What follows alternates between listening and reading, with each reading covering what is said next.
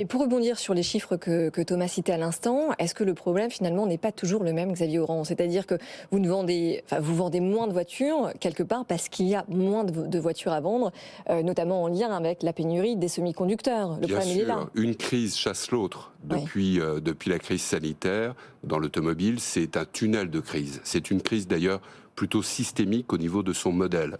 Est-ce que c'est simplement une question de conjoncture, les chiffres que nous avons vus en 2022, ou est-ce que c'est annonciateur d'un mouvement beaucoup plus structurel sur le marché automobile? D'un côté, en prenant quelques chiffres. Sur l'année 2022, la baisse du marché par rapport à 2021 est plutôt contenue. C'est de l'ordre de 8%. Bah, c'est quand même pas rien. Hein. C'est de l'ordre de 8%. C'est tout de même pas rien. Mais quand on regarde la pandémie nous fait oublier la valeur des chiffres. Longue, en base 2019, c'est là où effectivement les chiffres sont extrêmement spectaculaires.